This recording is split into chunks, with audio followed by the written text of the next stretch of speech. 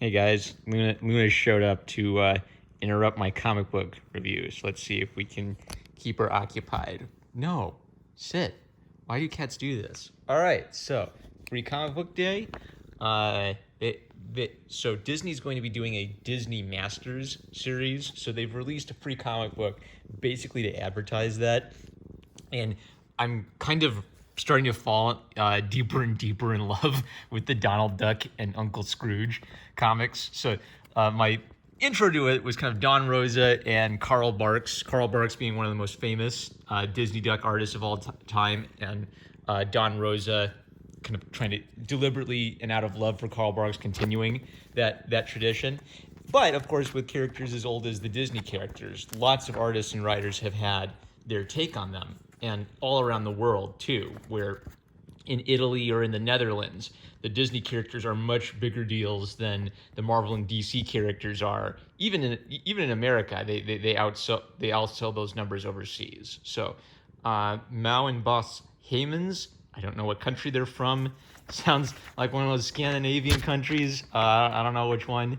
And Massimo De Vita in the Ice Sword Saga. So look what we got. We've got like epic fantasies with Mickey Mouse.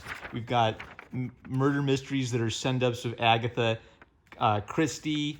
There's just like so much variety to these characters. And one of the fun things about this is it's 3 short little stories, but each artist has their own spin on things. I kind of see a similar parallel in Sonic the Hedgehog, where a lot of the IDW Sonic the Hedgehog artists, all of them have their own distinct flair or style, but all of them draw someone who looks distinctly like Sonic the Hedgehog. There's an interesting parallel to that throughout like the history of these Disney characters. So the stories are simple. What I've noticed is that the quality ranges from like really good, really fun kid story with good comedy to like amazing epic adventures. So the success hit rate on Disney comics is fantastic, where if they're not grand epics, they're at least purely wonderful, entertaining little comic stories. It's Batsman was written by John Lustig, and the art and lettering was by William Van Horn, who also did the cover.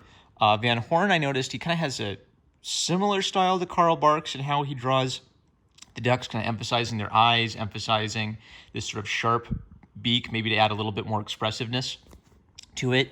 He does really good what is this called? Line of action poses. He does some very funny caricatures where he gives, the animals like really strong, like, strongman characteristics. He uses car salesman characteristics. And there's a whole, it's Donald Duck, the ultimate blue collar working man's hero, as an expert pest trapper. And there's a subplot that he uses music to lure the beasts like the Pied Piper, and the 3 nephews are listening to that crummy modern music. Kids these days and their crummy modern music on their cassette players. And there's also like a really funny subplot making fun of pretentious postmodern artists. So he's got to get rid of the postmodern artist Bats, and the Bats are also art critics. So it's just a great. It's just great cultural commentary, like Eagle's bald wig, Invisible Man. Postmodern art and modern art is always going to be a source of hilarity. So a fun little story with a comedic ending. Much Ado About Telepathy was drawn by Mao Heymans, so the guys who did the murder mystery Agatha Christie parody, and the story is by Evert Geratz. So what's interesting about this is maybe it's a little scratchier. So how would I describe it? That's the funny thing is I can tell it's visually distinct, but it still fits with like the Disney Duck vibe. Maybe it's a little bit rubberier and cuter than first artist Van Horn's style.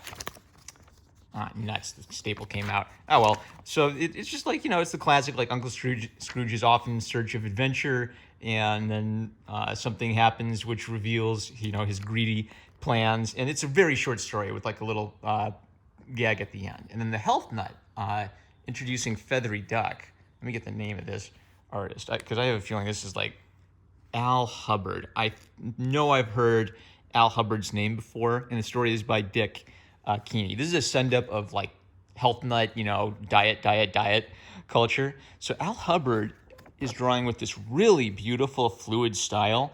It reminds me of kind of Disney Studio animation in the 60s, how they would draw the characters, where he's pretty much drawing them on model to the animated cartoons, but he's not just copying the model, he's giving them like a lot of life with his line width and his expressions. Like, I always notice that Feathery, when he gestures, he does this very emphatic gesture with, the hand, a little abstract to emphasize the gesture. Look at that, great pose.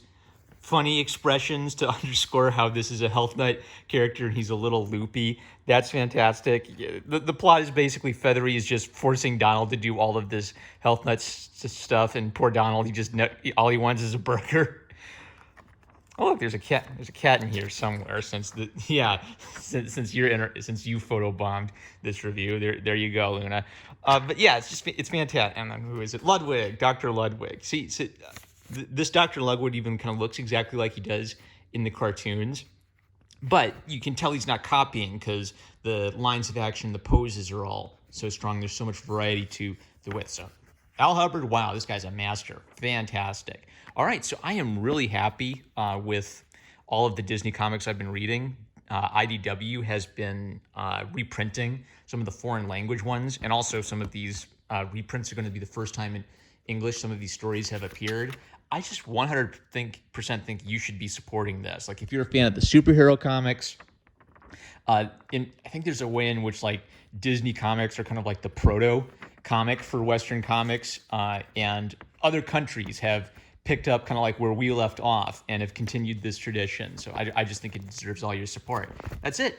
Donald Duck, he's an all-time famous character, and he's actually appearing in comics that have quality, charm, humor. A lot of the jokes land above like little kid level, which it's that same kind of Disney thing where they write cartoons that little kids appreciate, but adults want to take their kids too because they're not stupid. They write the comics in a similar fashion. So they're famous characters for a reason. If you like Sonic the Hedgehog, you'll love what they're doing with Donald Duck and Uncle Scrooge. If you like superhero comics and you're tired of superhero comics, pick up some Donald Duck comics and pick up some of these collections. I love you guys. Say bye to Luna, everybody. Hey, purr for everybody, Luna. Yeah, nice and loud, purr girl. All right, catch you later.